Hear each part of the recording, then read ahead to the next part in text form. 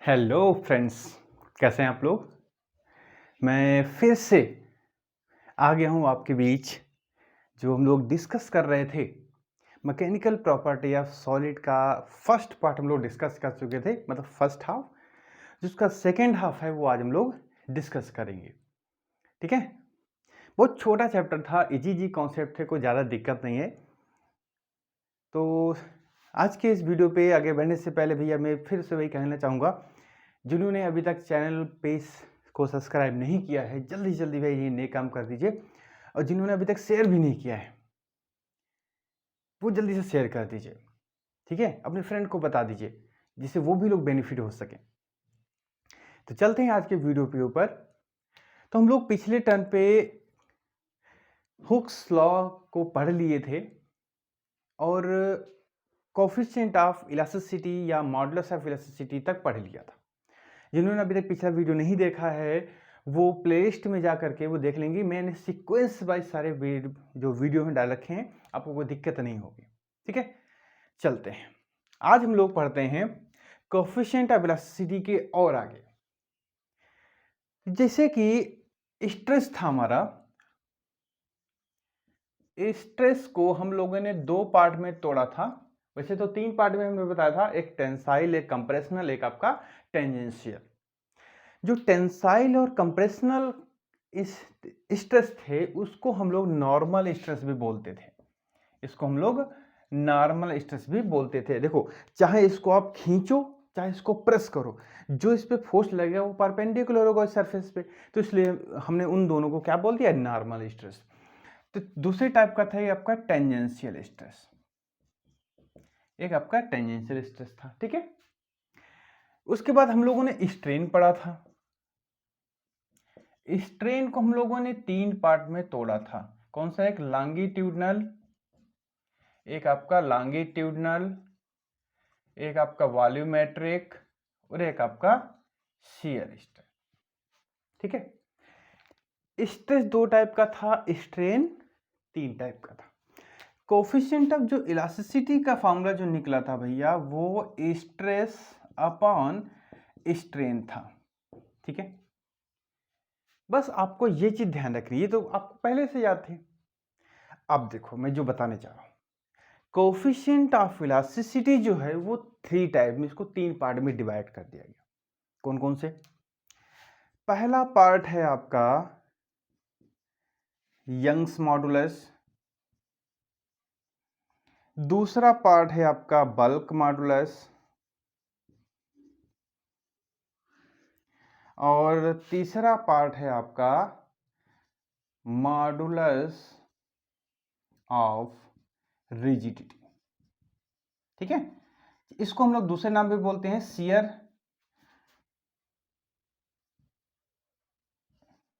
Shear modulus भी बोलते हो।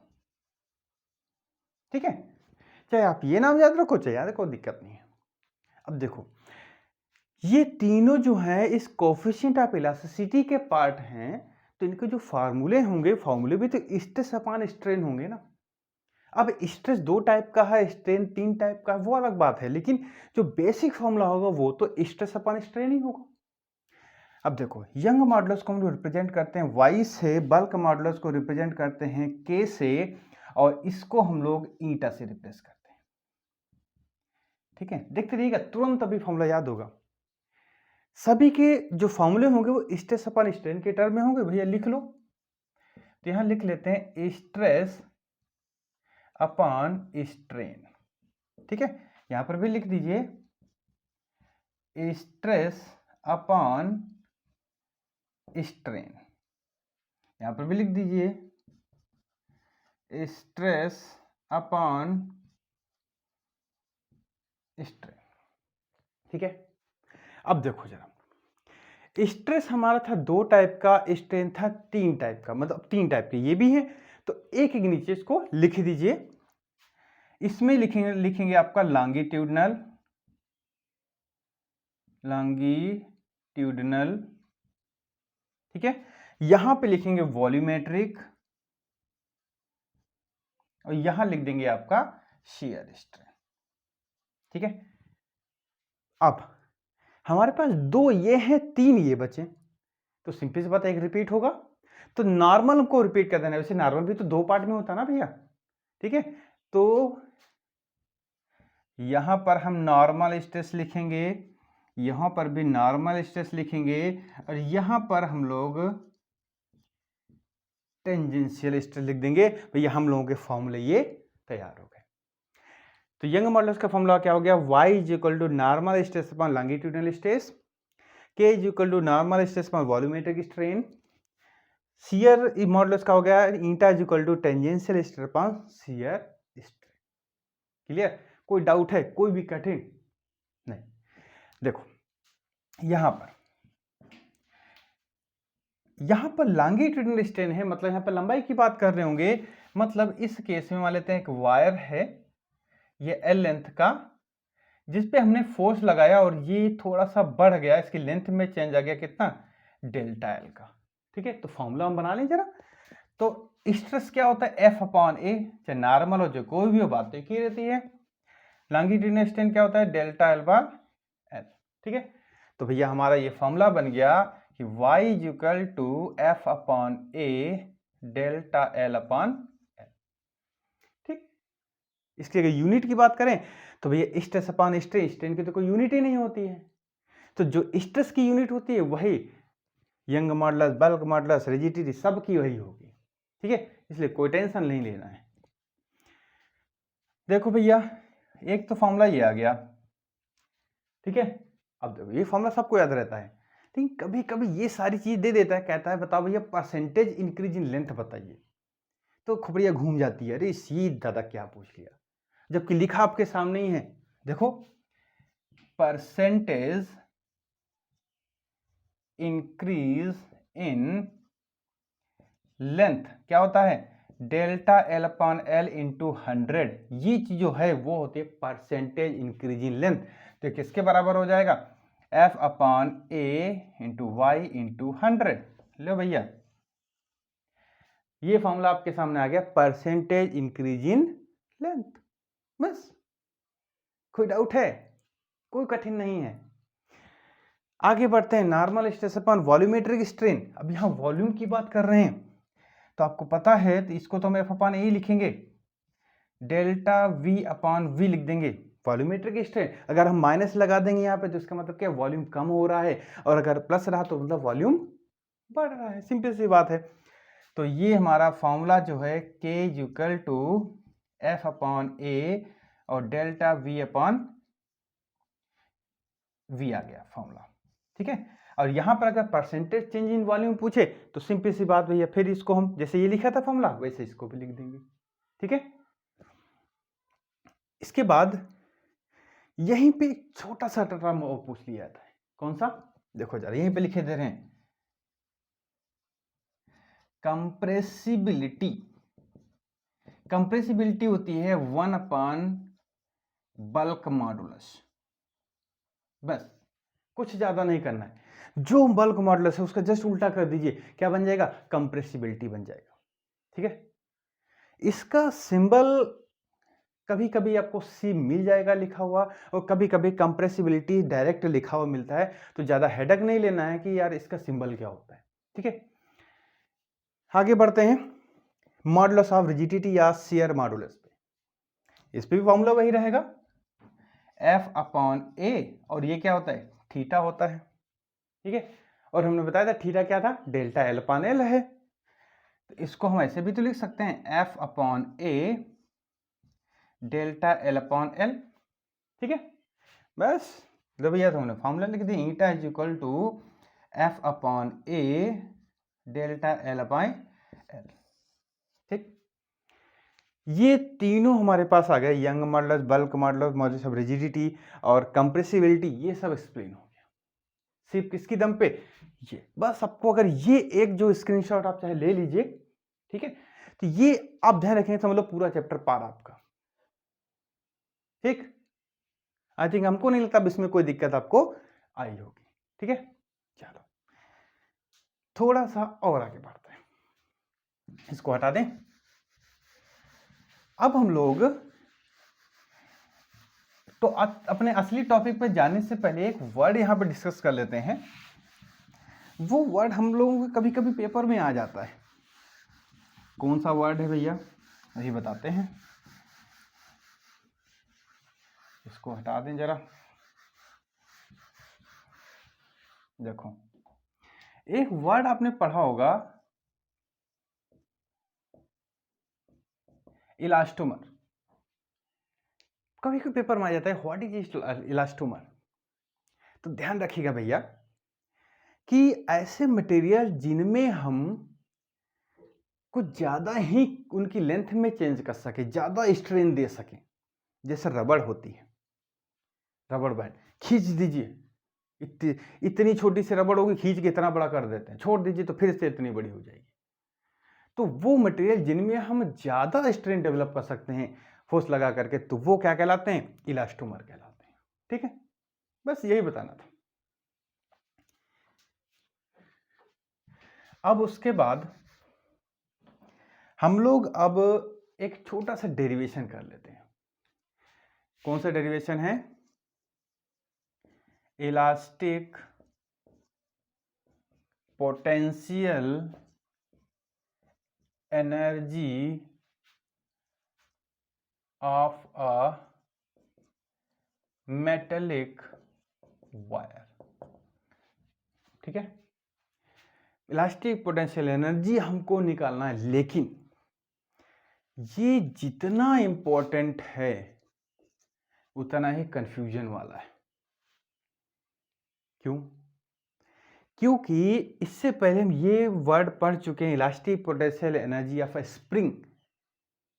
ये हम वर्क वाले चैप्टर में पढ़ चुके हैं। जब क्वेश्चन आता है तो student U equal to half के एक्स स्क्वायर वाला डेरिवेशन ही करके आते हैं। स्प्रिंग वाला पूछा जा रहा होता है, मेटेलिक वायर वाला। ठीक है, तो थोड़ा ध्यान रखेंगे कि पूछा किस केस का जा रहा। बहुत आसान है, देखते हैं क्या। देखो, जैसे मान लेते हैं ये एक वायर है, L लेंथ का है। ठीक है, अभी इस पे मैंने किसी भी टाइप का फोर्स नहीं लगाया, किसी भी टाइप का नहीं। तो अभी इसके अंदर जो रीस्टोरिंग फोर्स होगा, अभी जो इसके अंदर रीस्टोरिंग जो फोर्स होगा वो क्या होगा, जीरो होगा, क्योंकि अभी हमने इसको डिफॉर्म किया ही नहीं है। भाई जब हम बॉडी के अंदर चेंज करेंगे तो तभी तो रीस्टोरिंग फोर्स वर्क में काम करेगा। फिर मैंने क्या किया, इस पर डिफॉर्मिंग फोर्स लगा दिया और इसकी लेंथ में मैंने चेंज कर दिया डेल्टा एल का। जब डेल्टा एल का लेंथ में चेंज कर दिया, अब रिस्टोरिंग फोर्स डेवलप हो जाएगा। कितना डेवलप हुआ, एफ डेवलप हो गया। तो यहां लिख देंगे एट फर्स्ट, सबसे पहले, after increase in length delta L, कितना लेंथ इंक्रीज हुआ डेल्टा एल का, तो रिस्टोरिंग फोर्स कितना हो गया, तो रिस्टोरिंग फोर्स भैया कितना हो गया, एफ मान लेते हैं। अब आपने कहा पहले जीरो था फिर एफ था, तो एवरेज निकाल ले।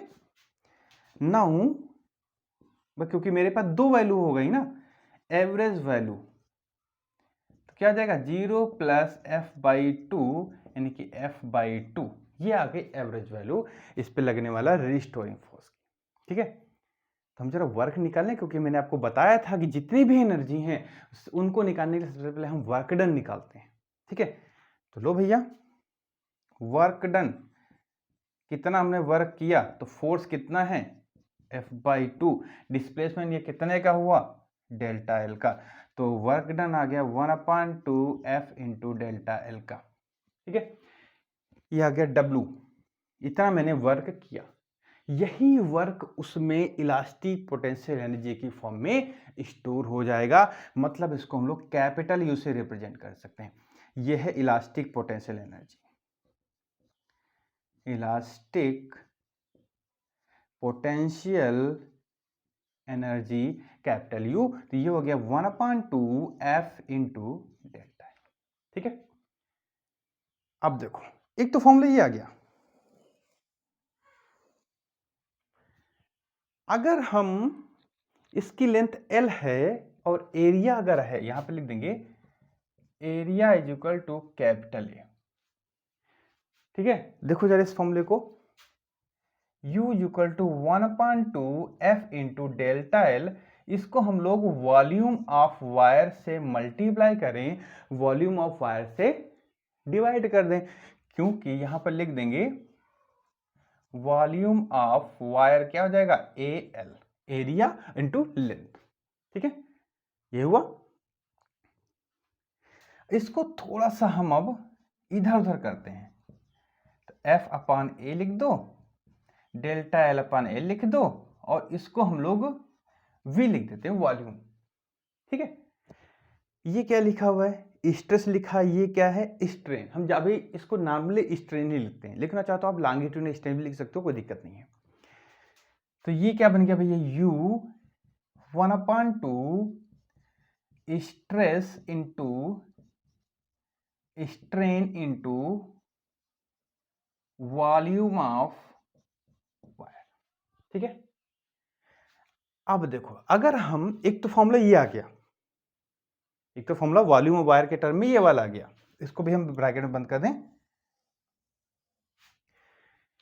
अब क्वेश्चन में पूछता क्या है, potential energy, elastic potential energy of metallic wire in per unit volume, in per unit volume. तो हमको पर यूनिट वॉल्यूम के टर्म में निकालना होगा, तो ये वॉल्यूम क्या हो जाएगा, 1 हो जाएगा।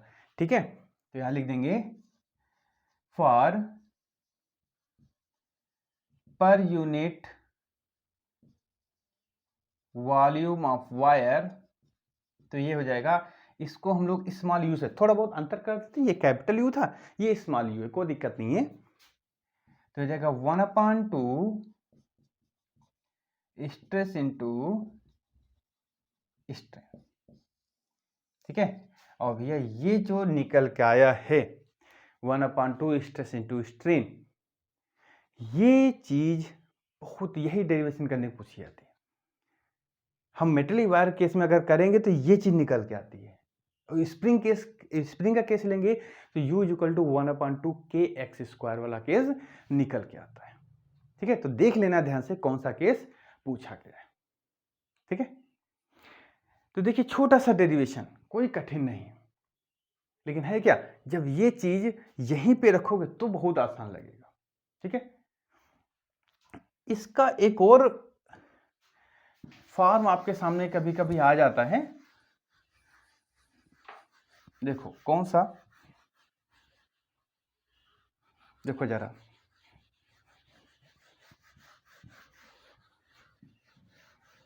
कौन सा है वो देख लेते हैं। इसमें कभी कभी यहां पर स्ट्रेस और स्ट्रेन लिखा हुआ है। ठीक है, इसको कहेगा यंग मॉडुलस के टर्म में आपको रिप्रेजेंट करना है, बहुत आसान है। देखो जैसे हमको पता है y इक्वल टू होता है स्ट्रेस अपॉन स्ट्रेन। अब अगर हम स्ट्रेस की वैल्यू निकालें, यहां पुट कर दो बस, तो क्या हो जाएगा 1/2 y इंटू स्ट्रेन का स्क्वायर। बस कभी कभी ये वाला फॉर्मूला भी ड्राइव करवा लेते हैं। ठीक है, तो ये हो गया भाई छोटा सा डेरिवेशन। ठीक है, चलो अब थोड़ा सा हम लोग और आगे बढ़ते हैं। अब एक और छोटा सा फॉर्मूला है, लेकिन वो भैया बहुत बहुत बहुत ज्यादा इंपॉर्टेंट है आपके कंपटीशन के लिए, आपके कंपटीशन के लिए। कौन सा है वो भैया, वो है आपका पॉइजन्स रेशियो। इस पे हम वेरी वेरी वेरी इंपॉर्टेंट टिक करे दे रहे हैं। अब वो छोटा सा है, देखो कौन सा, जैसे जब मान ली ये एक वायर है, इसकी लेंथ L है। ठीक है, हमने अभी तक इसको देखा कि जब इसको खींचेंगे तो इसकी लेंथ में बढ़ोतरी होगी। मान लेते हैं मैंने इसको खींचा, उसकी लेंथ में बढ़ोतरी हो गई डेल्टा L की। ठीक है, लेकिन ये सोचिए जब किसी चीज को खींचोगे, हाँ लेंथ बढ़ेगी, लेकिन उसकी रेडियस तो कम होगी ना, पतला होता जाएगा वायर। तो अभी इसकी रेडियस क्या थी, कैपिटल आर। जब लेंथ बढ़ी तो रेडियस में कमी कितनी आई, डेल्टा आर का।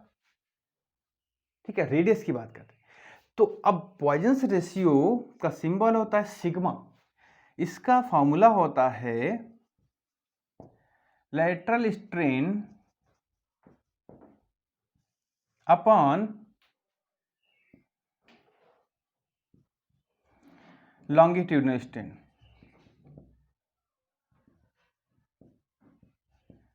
लॉन्गिट्यूडनल स्ट्रेन, ठीक है। लॉन्गिट्यूडनल स्ट्रेन तो पहले से पढ़ चुके हैं। लेटरल स्ट्रेन जो होती है वही होता है कि वायर का पहले डायमीटर कितना था, बाद में डायमीटर कितना हो गया, या पहले रेडियस कितनी थी, बाद में रेडियस कितनी रह गई। देखो तो यहां पर जो लेटरल स्ट्रेन है वो होता है डेल्टा आर अपान आर, ठीक है। ये आपका लेटरल स्ट्रेन होता है, यहां पे माइनस लगा दीजिए क्योंकि रेडियस कम हो रही है। और लॉन्गिट्यूडनल स्ट्रेन क्या होता है भैया, लॉन्गिट्यूडनल स्ट्रेन ये होता है डेल्टा एल बाई, ठीक है। बस ये दोनों वैल्यू उठा के पुट कर दो उसमें। तो फॉर्मूला क्या आ गया, sigma is equal to minus delta R by R upon delta L by, ये आ गया, ठीक है। तो सबसे बड़ा कंफ्यूजन यही, तो देखिए दो कंफ्यूजन होते हैं। एक तो लेटरल और लॉन्गिट्यूडनल में कौन ऊपर होगा कौन नीचे होगा। ज्यादातर स्टूडेंट इसको गलत लिख देते हैं कि लॉन्गिट्यूडनल अपॉन लेटरल, गलत। दूसरी चीज यहाँ पे माइनस लगाना भूल जाते हैं, भाई रेडियस कम हो रही है माइनस शो करेगा, ठीक है। उसके बाद कभी कभी क्वेश्चन पूछ लेते हैं वाइवा में, ये जो माइनस है इसका एक और मतलब होता है, वो क्या होता है। एक तो है कि इसका रेडियस कम हो रही है, लेकिन एक और मतलब होता है, वो क्या है, वो मतलब होता है कि जो लेटरल स्ट्रेन और लॉन्गिट्यूडनल स्ट्रेन है ये दोनों एक दूसरे के जस्ट इनवर्स हैं, जस्ट इनवर्स है, ठीक है। एक चीज बढ़ेगी तो एक घटेगी, ठीक है। यही है भैया आपका पॉइजन्स रेशियो। चलो अब आगे बढ़ते हैं, थोड़ा सा एक ग्राफ को एक्सप्लेन करना है। कुछ लोगों के मन में आ रहा होगा कि सर और चीजें एक्सप्लेन करते जा रहे हैं, ग्राफ नहीं एक्सप्लेन कर रहे हैं। लो भैया आप लोगों के मन की इच्छा भी पूरी हो गई। ग्राफ है भैया वो stress strain curve for a metallic wire, ठीक है। बहुत आसान है, छोटा सा एक्सप्लेनेशन है। देखो पहले ग्राफ बना लेता हूं। इस एक्सिस पे स्ट्रेन हो गया और इस एक्सिस पे स्ट्रेस हो गया, ठीक है। अब देखो मैं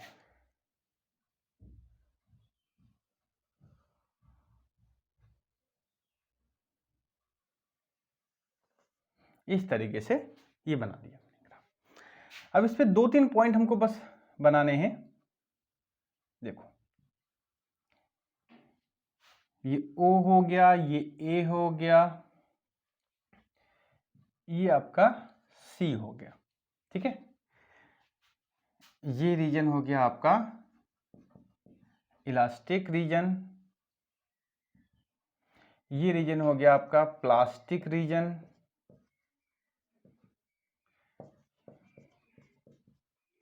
ये हो गया फ्रैक्चर पॉइंट, ठीक है।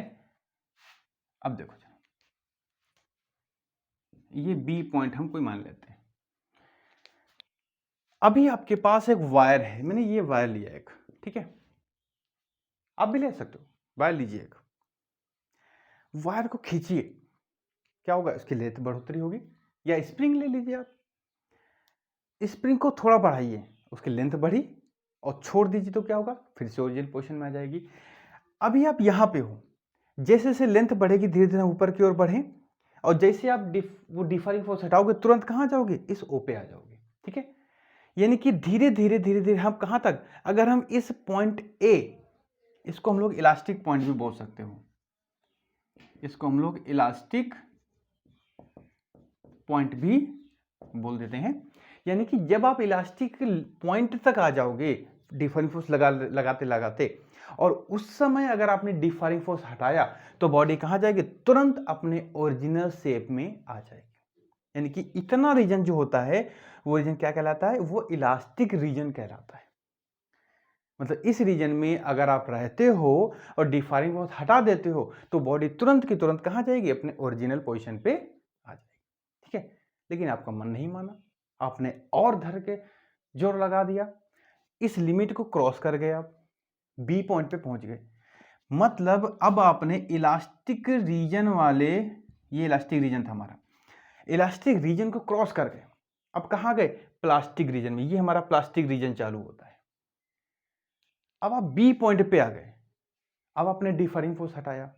भाई अभी आप प्लास्टिक रीजन में ज़्यादा दूर तक नहीं आए थे, लेकिन इलास्टिक लिमिट तो क्रॉस कर गए ना, तो बॉडी कोशिश तो करेगी आने के लिए, लेकिन अब ओरिजिनल पॉइंट पे ना करके कहाँ पे आती है, ओ डैश पे आने आ जाती है। मतलब अब देखिए कहाँ आना चाहिए था, ओ पे, कहाँ जाती है, ओ डैश पे। ठीक है, तो मतलब क्या, आपने स्प्रिंग को बहुत ज़्यादा खींच दिया, अब छोड़ रहे हो तो स्प्रिंग कोशिश तो करती है, लेकिन वो पहले वाली शेप में ना करके वो अपना दूसरा शेप एक्वायर कर लेती है। वो दूसरा शेप कौन सा है, ओ डैश वाला। देखिए इतना चेंज हो गया, लेकिन फिर भी आपका मन नहीं भरा, आप और धर के खींच दिए, खींचते खींचते और खींचते जा रहे हो तो आप एक लास्ट पॉइंट पे पहुंच जाते हो। उस पॉइंट को बोलते हो फ्रैक्चर पॉइंट, मतलब पॉइंट सी पे।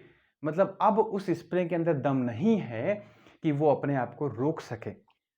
तो जैसे ही आप इस पॉइंट को क्रॉस करोगे, जैसे ही वो थोड़ा फोर्स लगाओगे, उस स्प्रिंग क्या हो जाएगी, टूट जाएगी।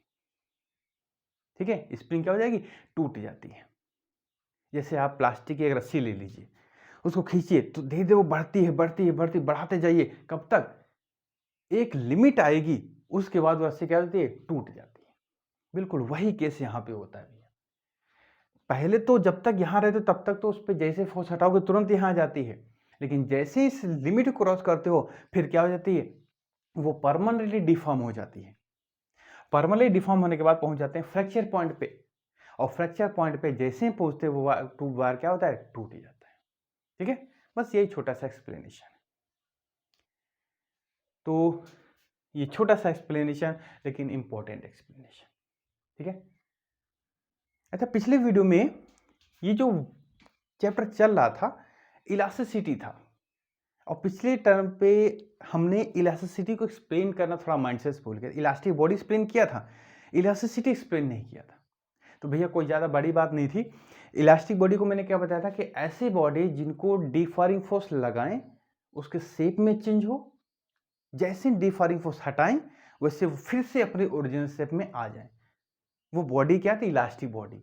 और उन बॉडी की जो टेंडेंसी थी, प्रॉपर्टी थी, वही इलास्टिसिटी कहलाती है। ठीक है, उसके बाद थोड़ा सा और एक्सप्लेन कर लेते हैं कि ये सब जो हमने पढ़ा, ये जो हम लोगों ने पढ़ा, इसके यूज क्या है। तो हम एक छोटी सी हेडिंग डाल देते हैं, application of elasticity. Application of elasticity बहुत आसान है। देखो सबसे पहला, जो हम लोग मैकेनिकल पार्ट्स बनाते हैं मशीन के, जैसे मान लो हमको एक छर्रा बनाना है लोहे का, अब हमको अगर पता ना हो वो छर्रा लगेगा किसमें, ट्रक में लगेगा या साइकिल में लगेगा, तो हम कैसे बनाएंगे, बना तो देंगे लेकिन कैसे, कितनी मजबूती का बनाएंगे। मान लेते हैं, मान लो हमने साइकिल के हिसाब से बना दिया, वो लग गया ट्रक में, पॉसिबल ही नहीं है। और मान लेते हैं कि ट्रक के हिसाब से बना दिया, लग गया साइकिल में, तब भी चलेगा नहीं, साइज डिफरेंट हो जाएगा।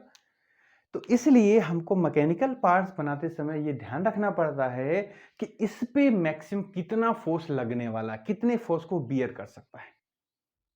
तभी देखा होगा कि जो हमारी बैरिंग होती है उसके छर्रे जो होते हैं कट जाते हैं, क्योंकि जब लिमिट से ज़्यादा उस पर पड़ने लगता है तो छर्रे क्या होते हैं, दब जाते हैं, उनका शेप बिगड़ जाता है। ठीक है, जैसे मैंने ये मेरे पास स्केज है, मैंने इसको फिट कर दिया कि इस पर 10 न्यूटन तक का फोर्स लगेगा, ये पिचकेगी और फिर से अपने ओरिजिनल शेप में आ जाएगी। लेकिन अगर मैं इसको 12 न्यूटन का फोर्स लगा दूं तो तो परमानेंटली ये डिफॉर्म हो जाएगी। तो मैकेनिकल पार्ट्स बनाते समय भी इलास्टिसिटी का ध्यान रखा जाता है। ठीक है। आयरन की रस्सी, लोहे की रस्सी जैसे जो क्रेन्स में लगी होती हैं, आपने देखा होगा कि हम एक क्रेन से सभी लोड नहीं उठा सकते। छोटे लोड को उठाने के लिए दूसरी क्रेन होती है, हैवी लोड को उठाने के लिए दूसरी क्रेन होती है। क्यों? उनमें जो रस्सी लगी होती है भैया क्रेन्स में, उन रस्सी की भी इलास्टिक लिमिट हमको पता होती है। जैसे हमने रस्सी बनाई, हमने कहा इससे भैया हम 1000 kg तक की ऑब्जेक्ट हम उठा सकते हैं। अगर इससे ज़्यादा उठाएंगे तो रस्सी वो खिंच जाएगी, टूट जाएगी। तो हम उस क्रेन को ऐसी जगह लेके जाएंगे कि जहां उस गाड़ी का वजन 1000 kg से कम हो। अगर हैवी होती तो हम दूसरी क्रेन से लेके जाते हैं, फिर दूसरी रस्सी मोटी लगी होती है। तो लोहे की रस्सी बनाते समय भी इलास्टिसिटी की प्रॉपर्टी ध्यान में रखी जाती है। ठीक है। जब ब्रिज बनाए जाते हैं, ब्रिज बनाते जो इसमें बीम डाली जाती है, बीम बनाते समय भी भैया इलास्टिसिटी की जो वैल्यू है वो भी बड़ा इंपॉर्टेंट रोल प्ले करती है। ठीक है। तो वहां पर देखा जाता है कि भैया ट्रैफिक के समय इस ब्रिज पे कितना लोड पड़ने वाला है, उस हिसाब से उस बीम पे इतना लोड रखा जाता है कि भैया वो लोड को बियर करे। जिससे लोड से पड़ा तो ये ऐसे झुकेगी, फिर ऐसे हो जाएगी, ऐसे झुकेगी, फिर ऐसे हो जाएगी। तभी जब देखिए ब्रिज पे खड़े हो, जब ट्रक गुजरता है तो ब्रिज का सस्पेंशन होता है, क्योंकि ब्रिज में रिजिड नहीं ब्रिज बनाए जाते हैं, थोड़ा सा सस्पेंशन रखा जाता है ब्रिज टूटने से बच जाए। और बीम में भी थोड़ा झुकाव हुआ रहता है, ऐसे ऐसे हल्का सा झुकाव रहता है, हल्की झुकेगी फिर ओरिजिनल आ जाएगी, फिर झुकेगी फिर ओरिजिनल में आ जाएगी। तो ये सारी प्रॉपर्टी रहती है इलास्टिसिटी की, ध्यान में रखी जाती है। ठीक है। तो आई थिंक आपको अच्छे से एक्सप्लेन हुआ होगा ये चैप्टर।